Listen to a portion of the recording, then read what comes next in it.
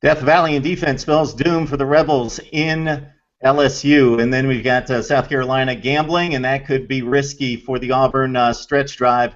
And for Mississippi State, are they still number one worthy after struggling a bit at the Commonwealth? Mark Rogers TV along with SEC in 60. This is our show that we do for SEC Radio Network every Monday.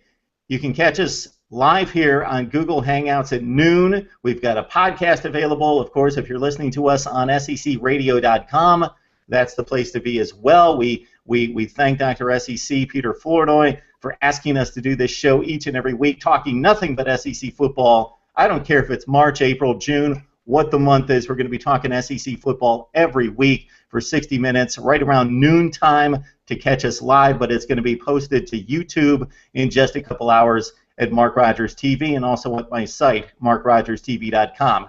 Cast of characters to bring on the show today includes Joe Lisi of GoForThe2.com. His insight and perspective is awesome. This guy lives, breathes, eats college football, so we've got to hear from him. And we've got Brittnee Taylor Newman of Football.com and also Last Word on Sports to talk about the mess that the College Football Playoff Committee is going to have to sort through. I'll get to that in just a second as well. And Stephen M. Smith to talk about the Tide and also the SEC Western race. Stephen M. is with Touchdown Alabama and 15 and counting. Okay, here are my thoughts about the current AP Top 25 and how it relates to the SEC. Bama, Ole Miss, they played. It was just a couple weeks ago. The Rebels won it. And on top of that, the Tide was gifted a touchdown late in the first half to make it 14-3 Alabama. Ole Miss was able to overcome that. Head-to-head should mean everything. Check that. Not everything should take priority over just about everything and should trump all else in criteria. It should be the number one criteria. We've got two teams that play in the same conference, let alone the same division. They have like common opponents, and their dominance over those opponents has been very similar. Yeah, I know 59-0 for Bama jumps off the page, but the Rebels led that game against Texas A&M as well, 35-6. Don't be fooled by 35-20, 35-6 before a couple of garbage touchdowns in the fourth quarter at Kyle Field. The Rebels dominated Tennessee much more than Bama did this past Saturday. Rebels win at 34-3 with that vaunted defense. Tide wins 34-20. Yeah, they jumped out 27-0. Josh Dobbs gave them some issues, and it turned into a decent game at 27-17. So Ole Miss, Bama. I believe the Rebels should be ranked above the Tide. I argued with all sorts of people on Twitter. Join me on Twitter at Mark Rogers TV, by the way, and we will discuss and debate college football. So that was the topic of conversation yesterday, Bama versus Ole Miss. Can't believe that the Tide's sitting at 3, and Ole Miss all the way down at number 9.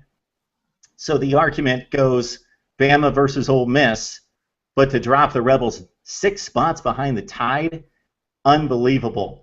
Off the SEC radar, but could affect the SEC. Let's talk about a team that, in talking to some people last night, wasn't even brought up, and I brought them up as possible number 4.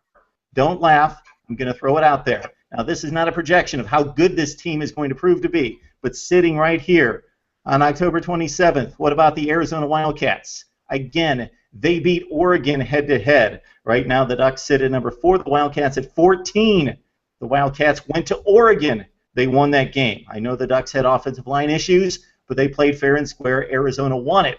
Arizona has also outplayed a few teams on the Ducks schedule, i.e. last Saturday night against Washington State, a game in which Oregon struggled and scratched and clawed to pull out a win against Washington State. Arizona dominated that game 59-37, never was challenged. I like Arizona in that head-to-head matchup, tiebreaker over Oregon.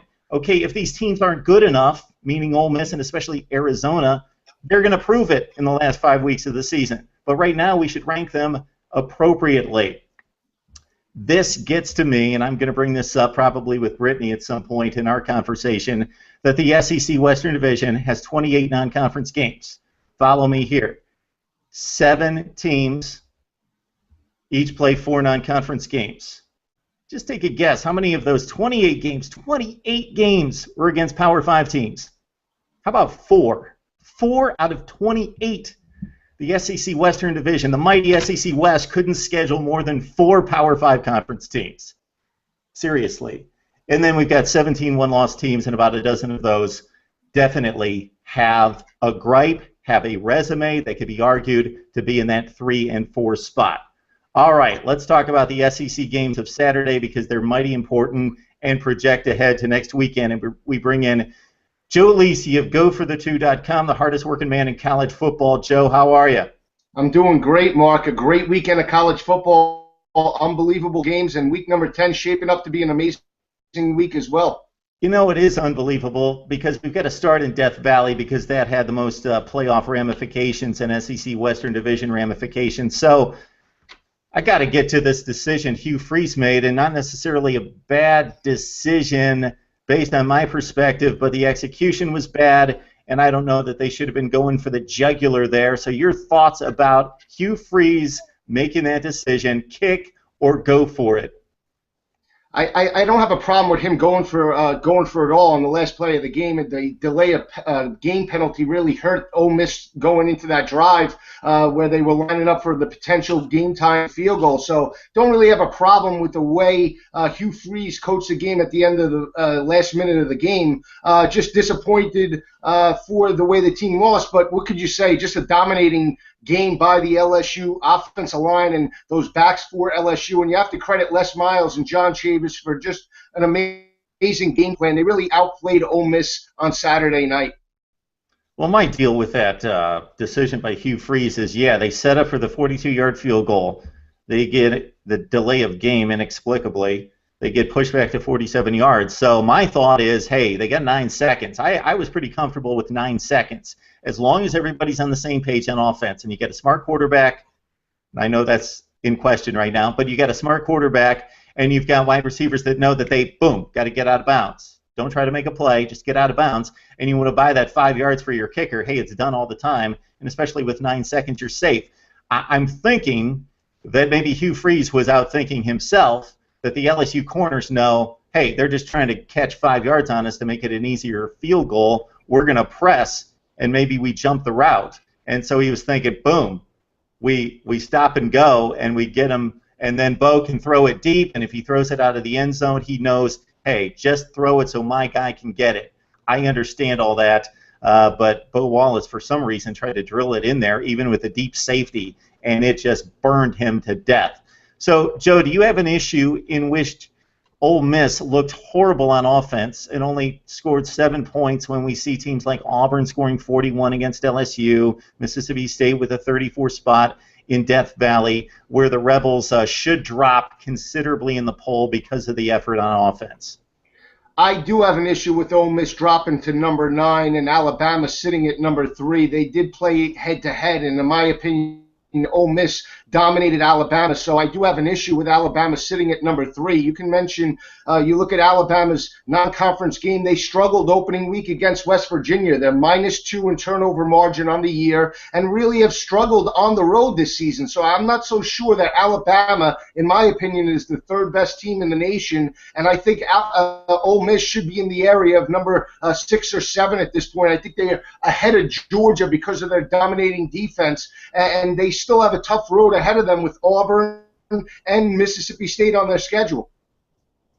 Joe, I didn't think I could like you anymore, but I think I do now that you agree with me that Ole Miss needs to be higher, Bama lower. They played head-to-head.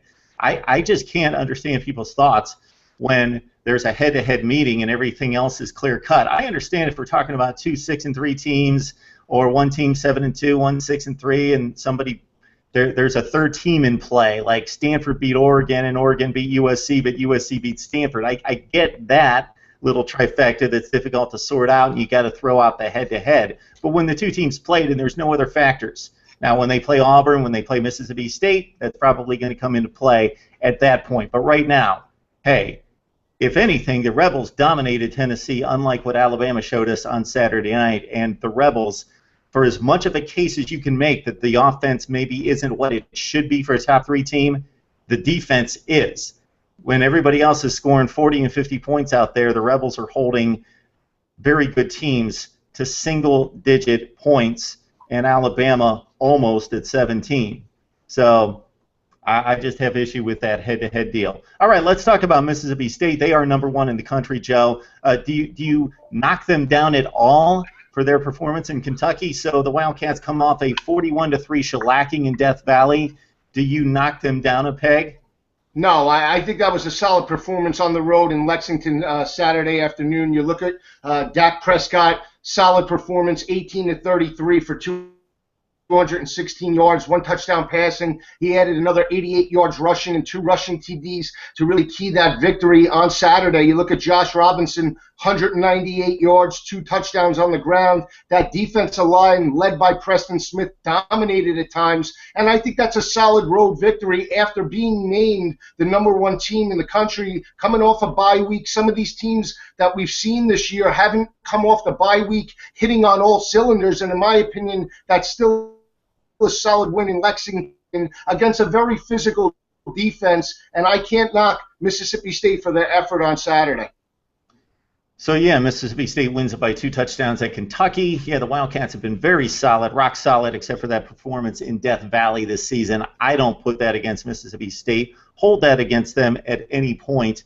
They are #1. They've played the toughest schedule, and at least within conference, they've played the most difficult schedule. Again, I've got issue with the non-conference slate for Mississippi State. They played no Power 5 conference teams, but within the conference, they've been the most impressive consistently against quality competition. Did you see this deal with Josh Robinson at the end of the game, Joe, where he had a $1.98 on the ground and he wanted to get one more carry even though they were kneeling down? He wanted a carry, and there was this exchange with Dan Mullen about getting the football one more time. What's that all about?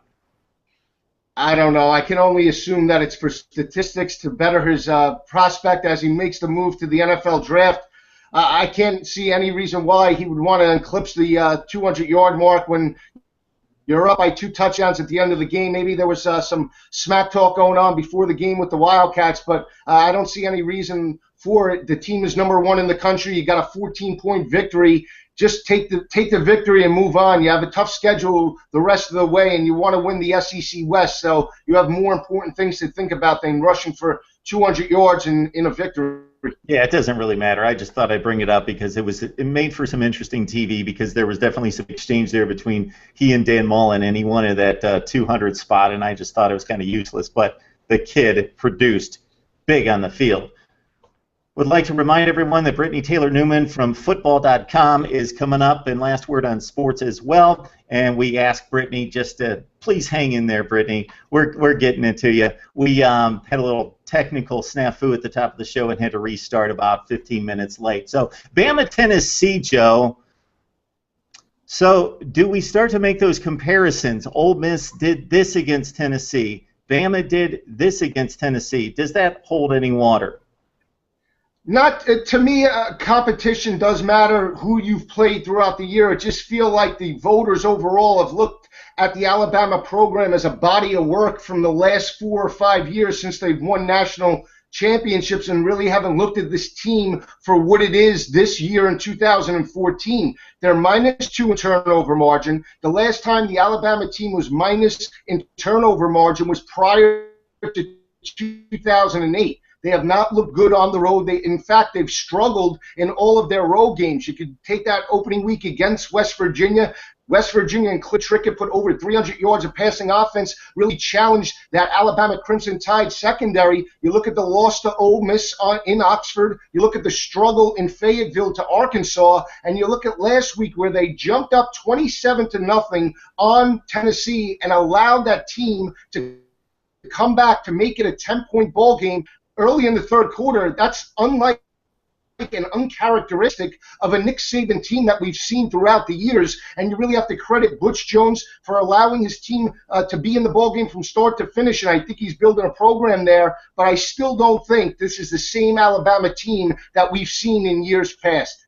Yeah, Joe, you mentioned the struggles on the road for the Crimson Tide, a 1-point win at Arkansas, the loss, of course, at Ole Miss, and now maybe a closer than expected outcome in Knoxville, and I don't believe that they're playing any college football playoff games in Tuscaloosa. So that could be an issue there. We've got South Carolina and we've got Auburn, and the Tigers. Wow, they got into a bit of a track meet with the Gamecocks, and Steve Spurrier, the old ball coach, what's he do? He knows that he's got a puncher's chance, and he's got a puncher of sorts in Dylan Thompson who's going to sling it all over the field. So what's he do? He goes for 5 consecutive fourth downs, and he makes all of them, and he makes this a game. Do we hold this against Auburn? I think the Tigers' resume is stout when you consider the game at Kansas State and what they have to go through in the SEC Western Division. And again, kudos to Auburn, one of the few teams in the SEC West that actually played a tough non-conference game, and they got the job done, albeit not impressive. So what do you think of Auburn, and where do they need to be ranked right now? I think Auburn should be in the area number 4 and number 5 in my opinion. Just because they won 42-35 against South Carolina, don't really count that against Auburn for what they were able to do on Saturday. 395 rushing yards, Mark, 8.4 yards per carry. They created 3 turnovers and won the turnover battle against South Carolina, held South Carolina to 6 of 14 on third down conversions. And when you look at Artis Payne, 167 yards on the ground and a touchdown, and Nick Marshall seems to be progressing week after week in the passing game. I think this is a lethal team that can win the West, and I think that they challenge Ole Miss and get the upset this coming weekend in Oxford. I think this team is gelling, and I think this is one of the best teams in the SEC West right now. Yeah, we got some more of that state of Alabama versus state of Mississippi thing going the last 4 or 5 weeks of the season. It's going to be a whole lot of fun. And I know that people think it's going to sort itself out nationally, and I think that's wishful thinking because I think that never happens, but at least these teams have to sort itself out because they are locking horns in the last 4 to 5 weeks of play. We're going to put Mizzou a bit on the back burner, but want to remind people, I know that it was a very quiet win over Vandy over the weekend, but the Tigers are still 3-1. They're lurking. If Georgia slips, they're right there, so they've got the same record as Georgia, lose the head-to-head. But if the Bulldogs slip, Mizzou, despite being fairly unimpressive, Matty Monk needs to get his game together, hitting less than 50% of his passes the last 3 weeks. But Mizzou's right there to possibly sneak in the back door in the SEC Eastern Division. All right, Joe, let's run them down real quick. We've got a mammoth game of huge proportions here with Auburn taking on Ole Miss in Oxford. What are your thoughts about this one? Well, quickly, when you look at what LSU was able to do on Saturday night, Mark, 55 rushes, 264 yards on that vaunted Ole Miss defense, 4.8 yards per carry. You have to credit Les Miles and really for his utilization of his 3 big backs. Leonard Fournette, 113 yards. Terrence McGee added 74, and Kenny Hilliard, 63. That was the difference because they wore down Ole Miss's defensive front and had fresh legs in the ball game at all times, and that offensive line beat BG and the defensive front for Ole Miss. Now they're going to be going back home and playing a very up-tempo offense in Auburn that just is coming off a 395 rushing yards performance. If you want to beat Ole Miss, in my opinion, they're going to be physically worn out. Look for Gus Malzahn to utilize Nick Marshall sideline to sideline to wear down that defensive front and run plays at a quick pace. And I think that's the difference. Auburn gets the upset on the road.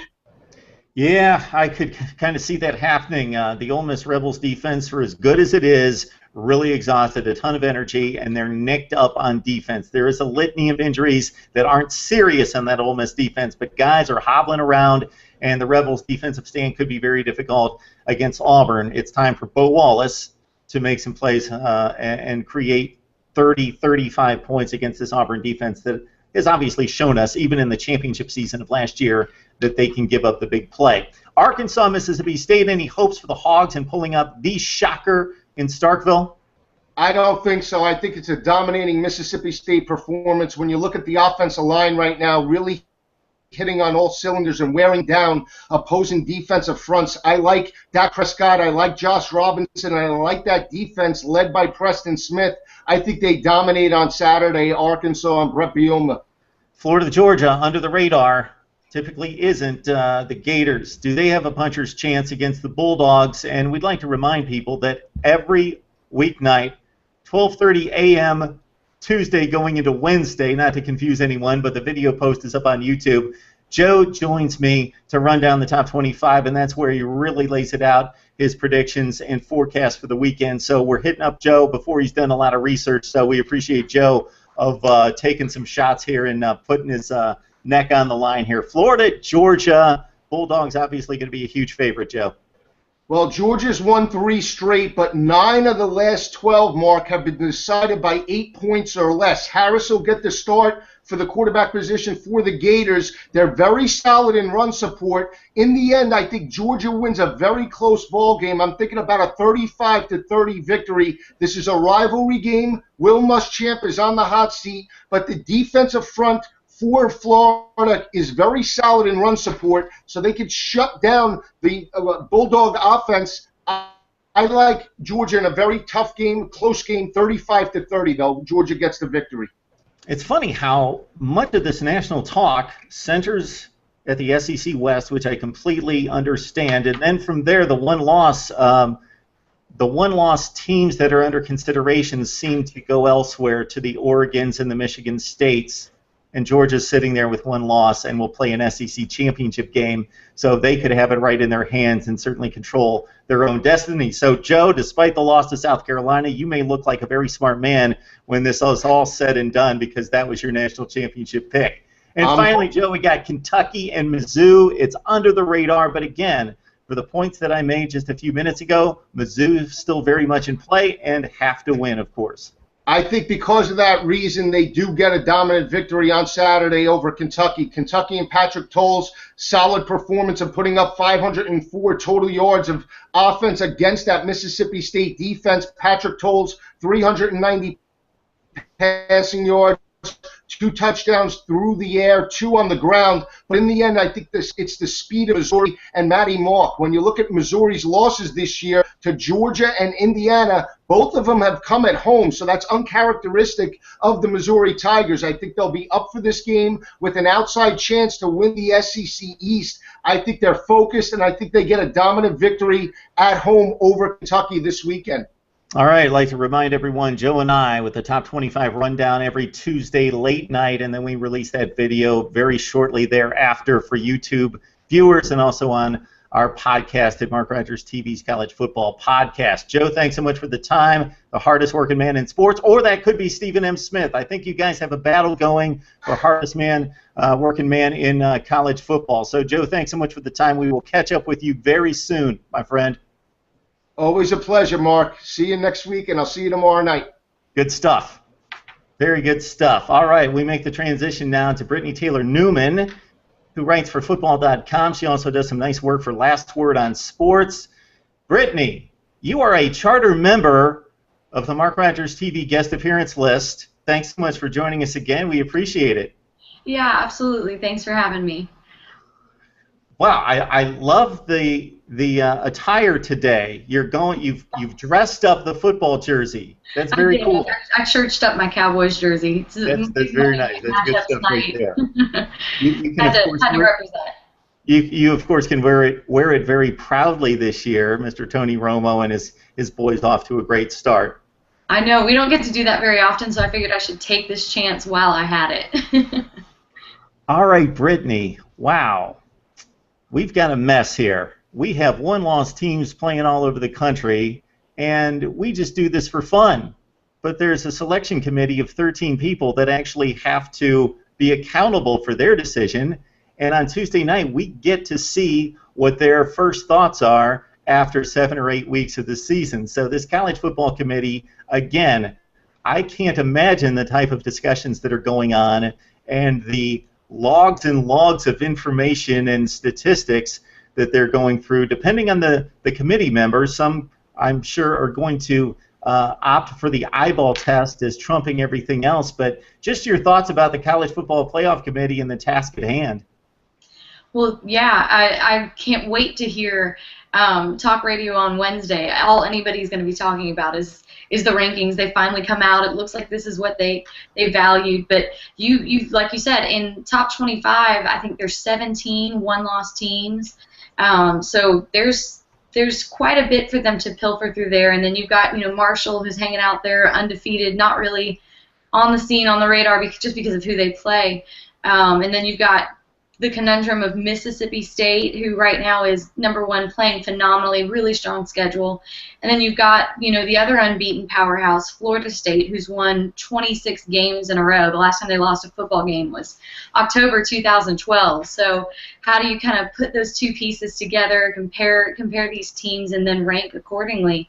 What we know right now is basically what the website tells us, that they're going to look at head-to-head competition, conference championships, which of course we don't have those yet, strength of schedule, and then looking at the outcome from common opponents. So if a team has beaten, wherever those common losses are, but they can't look at the margin of victory. They're not allowed to actually use the score in that comparison. And we know that they can take things into consideration, so injuries, things like that. That can help a team when you're looking at a team like Oregon, who had some injuries on their offensive line back at the beginning of the season, and that played into the game, the loss against Arizona. You've seen marked improvement since those players have come back, so they're allowed to take things like that into consideration. So there's a lot going on there, and I'm with you. I do not envy them at all. Not a job I would want to have. Me as well, although there's a part of me that would actually like to be able to do that, because I would love to go through it and then take the hit for it. But it is a difficult assignment, and with any of us releasing our top 4, I think it should be understood by all that to really distinguish between these teams at this point, and I even think it's going to play out to the end of the year where 5, 6, 7 in the rankings is going to be difficult to distinguish from number 4.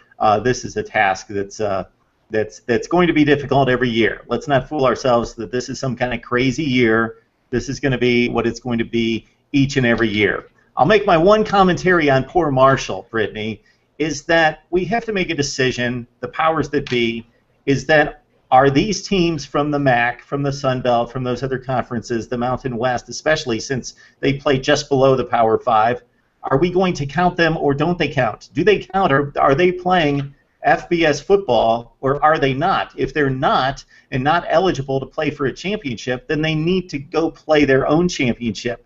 Because just to even rank Marshall in the top 25 is kind of a nice job, Marshall, you're undefeated, we're going to rank you number 23 in the country. Do I think Marshall's one of the 25 best teams in the country?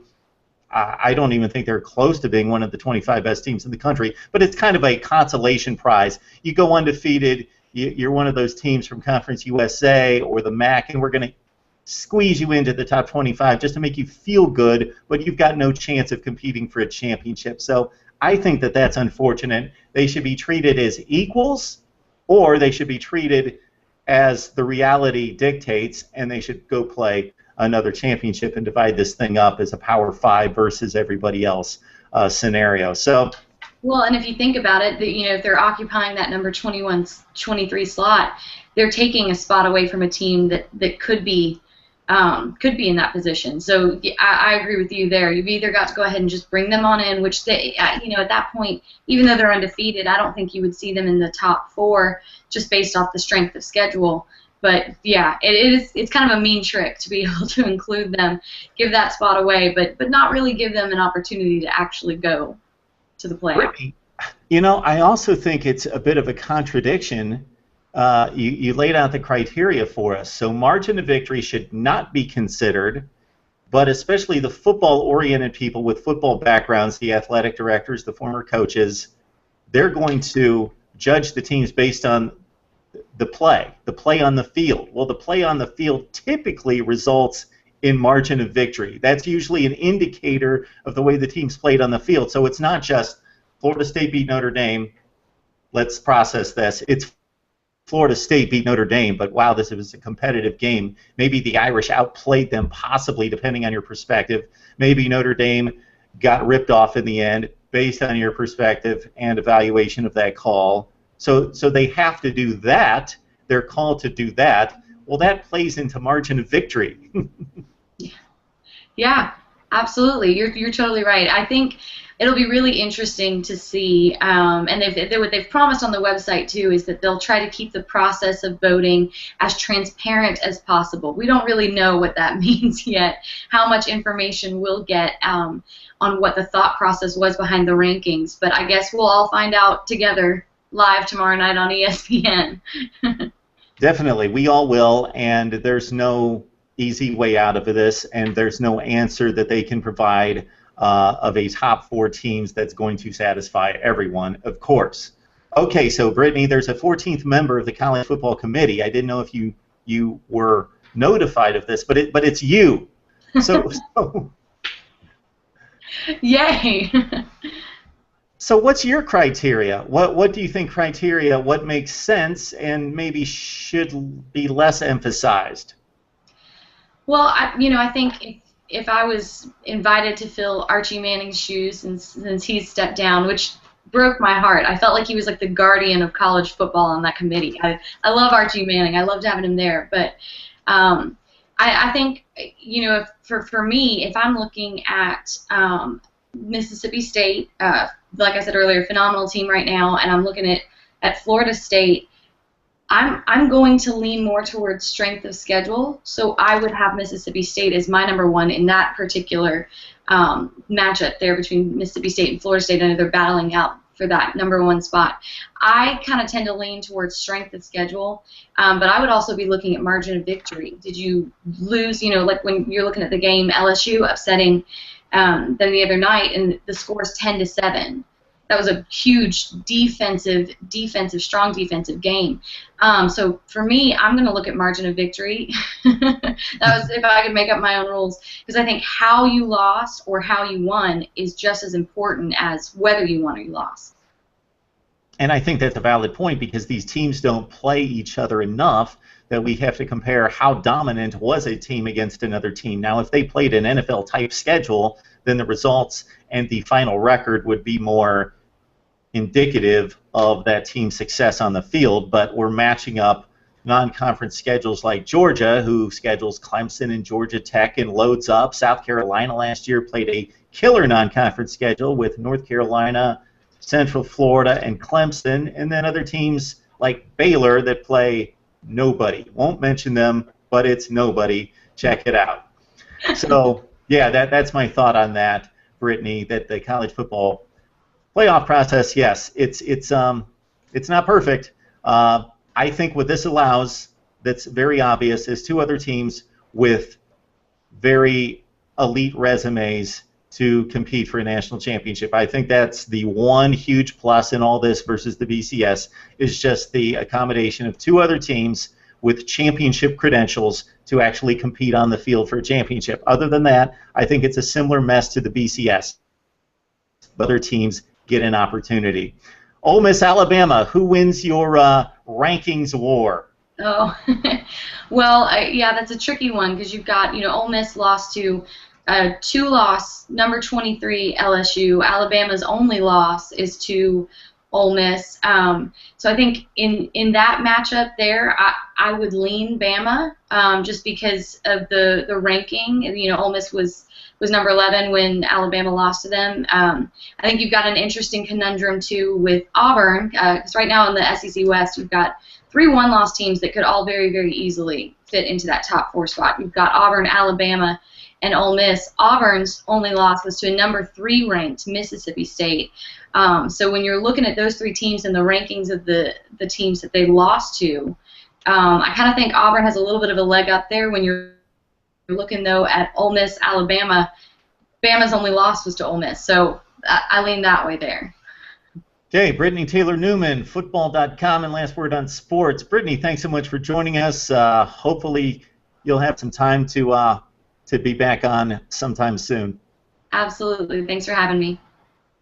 So that was Brittnee Taylor Newman, again, of football.com, and also Last Word on Sports. Please check out her work on those 2 sites. And we bring in Stephen M. Smith, Touchdown Alabama's own, and 15 and counting, and a number of other platforms that I can't even keep up with. So Stephen M. Smith, how are you, sir? I'm doing great, Mark, and yourself?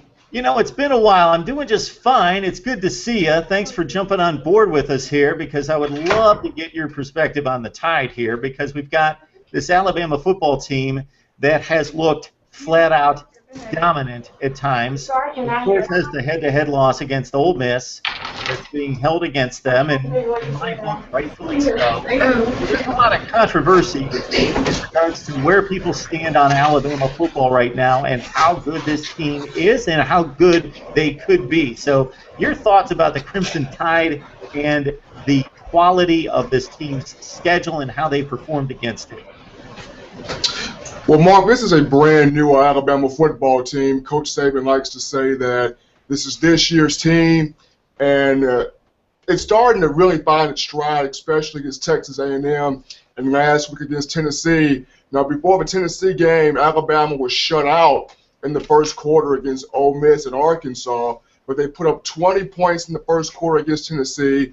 They really got it going with getting the ball to Amari Cooper and letting him go to work in space, and also getting that run game developed late in the football game. If you look at the strength of schedule for Alabama, the one loss, as Brittnee mentioned, being to Ole Miss 23-17. But if you dissect that game closely, despite all the bad that happened with Kenyon Drake going down with a broken leg and Giselle DeVall with the high ankle sprain, of course, Ryan Kelly with the sprained knee, Alabama still had a chance to win that game on its final drive if O.J. Howard comes down with that 35-yard catch in the back of the end zone from Blake Sims. We're talking about a 24-23 Alabama victory. Because if you go back to that game, freshman defensive back Tony Brown, huge blocked field goal in that football game. So O.J. Howard makes that catch. Alabama still presumably undefeated this season. So this team is starting to hit its stride in the aspect of playing consistently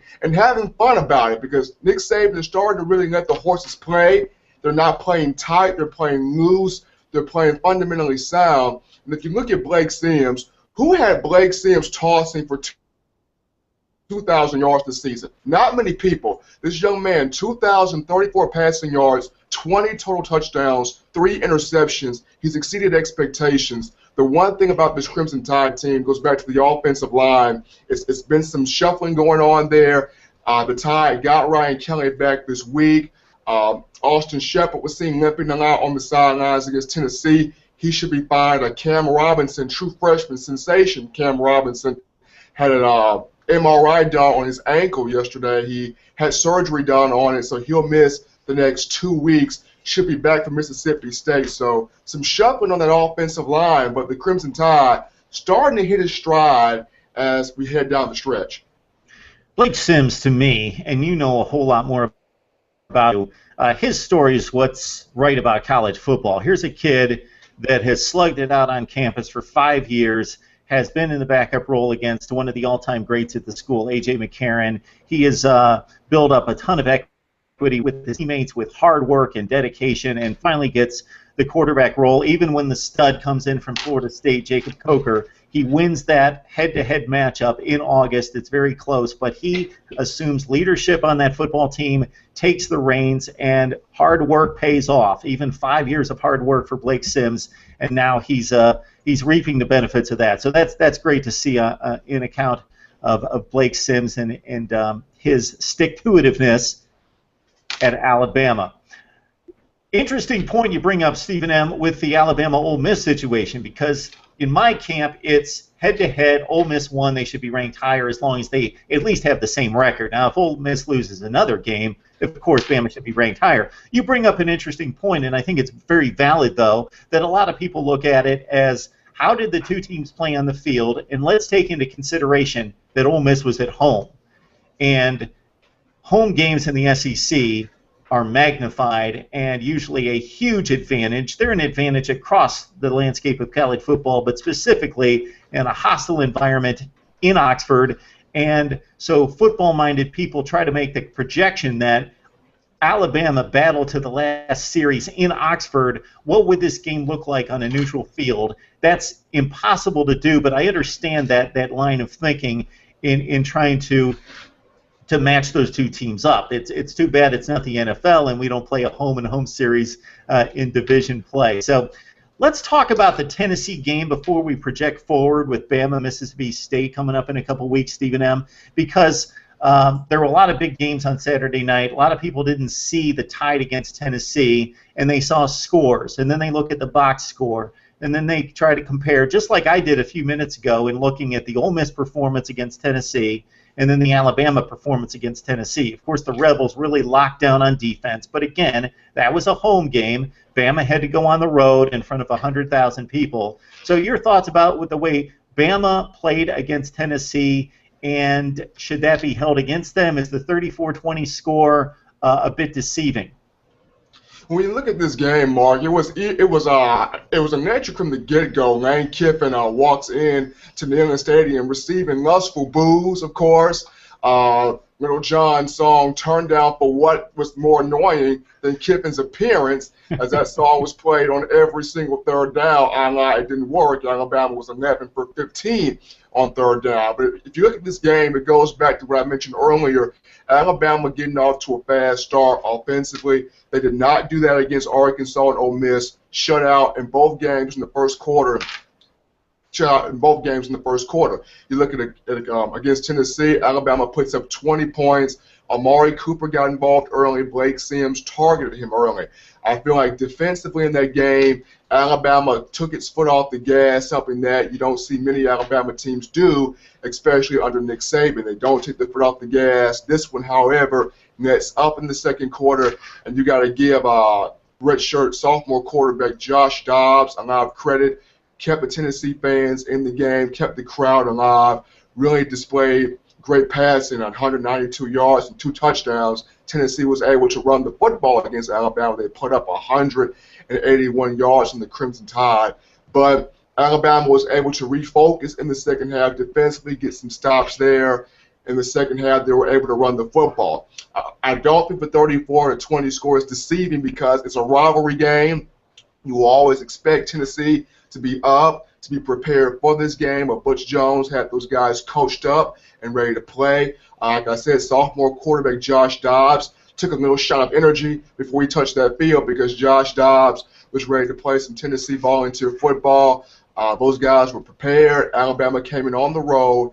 And once again, going back to Blake Sims, a lot of poise that young man played with. You talk about of Alabama's 11 third down conversions, 5 of them came through Blake Sims' feet. He was able to use his feet, get to the first down marker, show that toughness and that determination to get to the first down and pick up those conversions. So not a deceiving win for Alabama, a tough win, but also a rivalry win, knowing that Tennessee was going to be prepared for this game coming in. Hey, Stephen M., we see it in news, we see it in sports, we see it in college football now, that there's a line of thinking that starts with maybe a big game or a big situation, and then maybe it happens 2 or 3 times. And what I'm getting at is that Alabama can't stop mobile quarterbacks. I don't know if that's reality or that's myth. It was Tebow, it was Johnny Manziel, it's been a few other guys. So Nick Saban is about the smartest guy in college football. He obviously has had years to address this issue, if it's truly an issue, or do these guys just perform against everybody and Alabama's just the next victim? So the reason I bring that up is Josh Dobbs comes into the game for Tennessee. He makes some plays. I don't know if that's a product of Bama preparing for Justin Worley, Bama having a 27-0 lead and relaxing a little bit, or that Josh Dobbs and mobile quarterbacks really give Alabama trouble. I would think that this would be something that Nick Saban would, if he was that concerned about it, would recruit for and would definitely understand that that's the situation that he needs to address it. So just your thoughts about the Tide's ability or inability to defend mobile quarterbacks. Well, I think, Mark, it's a combination of the 3. You look at the information on Justin Worley wasn't released until the morning of the game. At around 9 o'clock a.m. it was released that Justin Worley would not play, would not even suit up. Amazingly, he was suited up on the sidelines, but suffered the shoulder injury against Ole Miss the week before. So I think Alabama was preparing for Justin Worley, but they were also preparing for more so Nathan Peterman as well. the freshman that struggled against Georgia. Nathan Peterman got the start during the first series, and Alabama was able to get pressure towards him. I feel like the Tide did prepare for Josh Dobbs, but as I mentioned, you have to give Dobbs credit for being able to break down the defense with his feet, make plays with his arm. I felt like Nick Saban can coach, Kirby Smart can coach. It's the coach's job to teach the system, but once again, it's the player's job to execute it on the field. And I feel like Alabama let the 27-0 lead, caused it to relax a bit. The crowd was taken out of the game. And when you take your foot off the gas, I don't care what team you are, I don't care what team you play. When you take your foot off the gas, you open yourself up to be punched in the mouth. Alabama got punched in the mouth. It doesn't matter. Nick Saban had them coached up, but the players have to take that coaching and duplicate it on the field. They did that in the first half. They lit up in the second quarter. Well, they did that in the first quarter. They lit up in the second quarter on in, and it cost them. After the first quarter, Mark, Tennessee outscored Alabama 20-14. They outscored the Crimson Tide 20-14, and it was because Alabama let up after the first quarter. The Tide can't afford to do that, and they want to continue its quest to not only an SEC title game, but even if they want a shot at the college football playoff, you got to play 4 quarters of solid football, not just one. I think we also have to take into consideration, Stephen, that for those of us who have been watching and love college football for a long time, that our standards of defensive play and defensive performance and the numbers that are placed on the scoreboard and in the stat line, we have to adjust those expectations. This is a different era of football. We saw an 82-27 game, as you well know, in the Big 12 with Texas Tech this past week.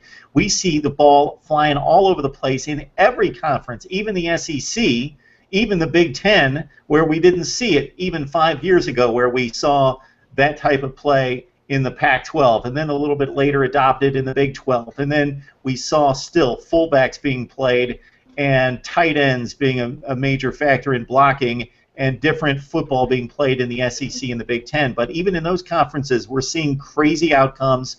We're seeing crazy scores and crazy offensive statistics. It's not an aberration for a team to run up 600 yards of total offense against a decent defense. So our expectations of defensive play and the numbers on the scoreboard should be adjusted to the era, and we're just not going to see a lot of what we saw in Death Valley on Saturday night, a 10-7 football game.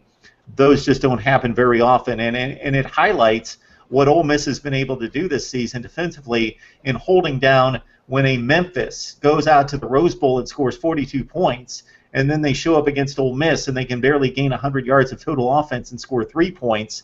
When Bama's running up 645 yards of total offense against the defense like Florida and all the athletes. I know they're having issues at Florida, but that defense is still littered with NFL prospects. When Bama can do that, and then they struggle in scoring points against Ole Miss, what the Rebels are doing defensively is very special, but I think the metric for how we evaluate defenses has to be different today than it was 5 years ago even. All right, the SEC Western Division race, Stephen, it has been just amazing for as much as I like to rip on the scheduling across the country. I just don't pick on the SEC, but it's across the country.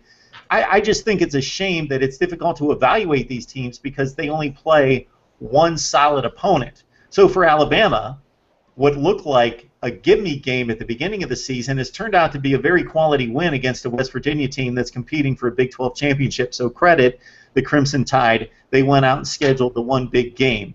Mississippi State did not. Texas A&M did not.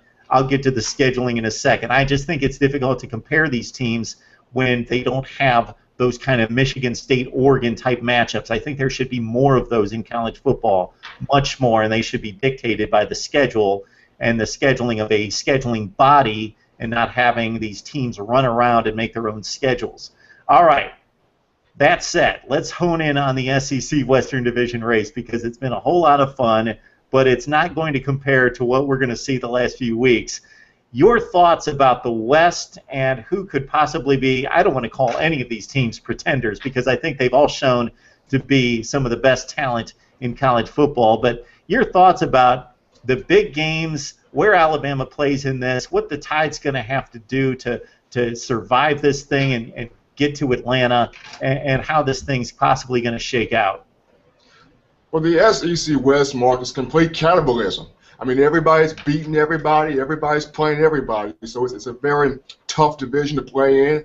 Nick Saban has always said in press conferences that our league is the toughest league because you're going to get a tough competition every game. I don't care if it's Arkansas. Arkansas is going to compete with you. We saw a defensive lineman for Arkansas and Sebastian Talota throw a touchdown pass against UAB Saturday. So you see competition each week and each game. If you look at the SEC West, what Alabama's going to have to do especially against LSU and Death Valley and Tiger Stadium in Baton Rouge, get off to a good start, but then keep consistent. Stay focused on the task at hand.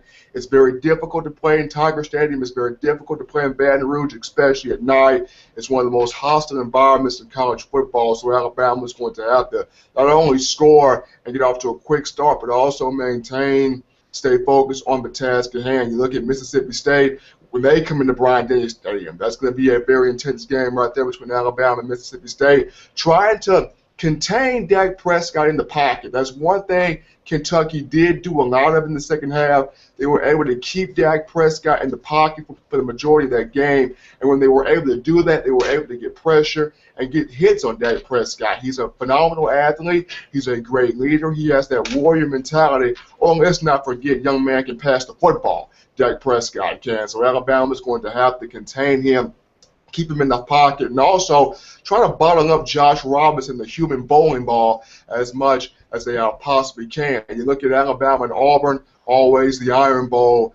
It's another rivalry game. It's the biggest rivalry game. It's a game where all the tricks are going to come out the book, especially if you're Gus Malzahn. And for Alabama, once again, containing, staying focused, but also, like Dak Prescott, keep Nick Marshall in the pocket, affect him as much as you can, and as well as the running backs that Auburn has with the likes of Cameron Artis-Payne, Corey Grant, Rock Thomas, trying to bottle them up. Limit Auburn's run game. It's going to be hard to take it away, but limit it as much as Alabama possibly can will be the tale of a tape in that football game. But some of the big SEC games coming up, of course, are Alabama and LSU, but you also have to look at Auburn, Georgia. That's going to be a good one. Auburn, Georgia, Auburn, Ole Miss. There's going to be a lot of tough games for the SEC West going down the stretch to see which team is going to really fight and push to not only get to Atlanta, but also to further broaden its chances for the college football playoff. This is a tough gauntlet the rest of the way through. Nobody is out of the doghouse just yet, but it starts with this weekend with Auburn, Ole Miss. You have a lot of Alabama fans saying, do we cheer for Auburn because they play Ole Miss? But that's not being the case at this point in time. But a lot of tough games going down the stretch for the SEC West, and the battle of really who wants it more starts this week. It starts right now. Who wants it more? Who's going to play consistently? And going back to Ole Miss, that defense is good. That defense is fantastic. But Hugh Freeze knows the season of Ole Miss lies squarely in the hands of number 14, Bo Wallace. He has to continue to keep a level head, most importantly, but play consistent, fundamental football. He played well against Alabama. He played well against Tennessee. Against LSU, kind of got shaky there. Bo Wallace has to be consistent. Bo Wallace keeps a consistent flow. Ole Miss has a great shot of getting to Atlanta. If Bo Wallace gets rattled, we could have some questions for half the Magnolia State. Yeah, number 14 was not level-headed on that final play. And again, we don't know the exact instructions to Mr. Wallace, but I would guess that the plan was to heave it deep to the end zone, throw that thing toward the back pylon to make sure that your guy gets it and nobody else can. And he threw a bullet.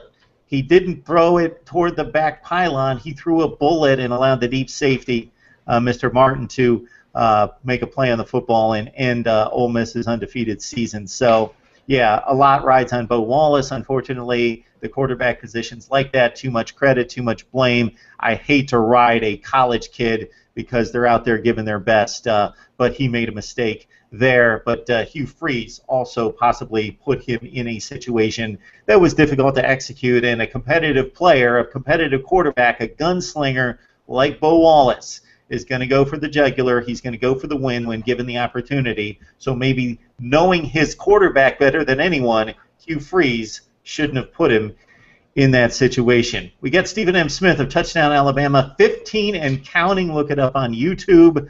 Stephen M., what are you working on these days? More 15 and counting, more articles, jumping back on ship with Chad Napling for SEC Sports Insider. So got my hand in the pot in some of everything. Yeah, Chad is a good guy. Check out his work on SEC Sports Insider.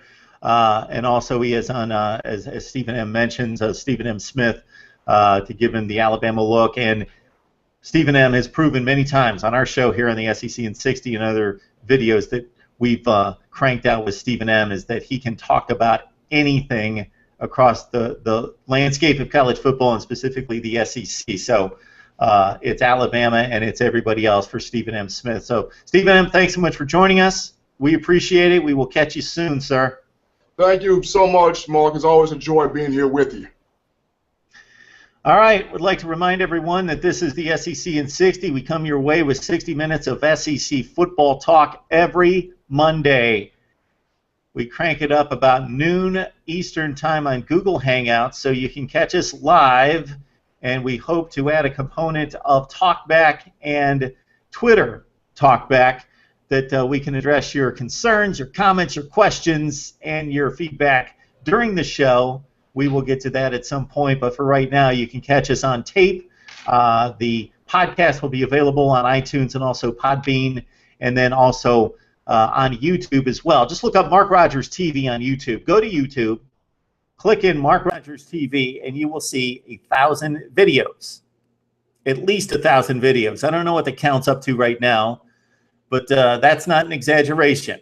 1,000 videos of college football. So we cover all of college football and bring on top bloggers from all over the country, SB Nation guys, Bleacher Report guys, guys like Stephen M. Smith of Touchdown Alabama, Joe Lisi, who you heard earlier from GoForThe2.com, and Brittnee Taylor Newman, our three guests today. So we love college football. We talk it 24/7, 365, and we would like to hear from you. So again, the SEC in 60, every Monday, catch us on SECRadioNetwork.com. Dr. SEC's endeavor, and we're happy and very proud to be part of that venture. And also, again, catch us on YouTube and also at MarkRogersTV.com. And I'm on Twitter all the time and would love to have you join me there to talk up some college football. And, of course, it gets mighty interesting on Tuesday night with the College Football Playoff Committee makes its selections and unveils its top four for a week number 9. Thanks so much for joining us. May God richly bless you. We will see you next time. Enjoy the football.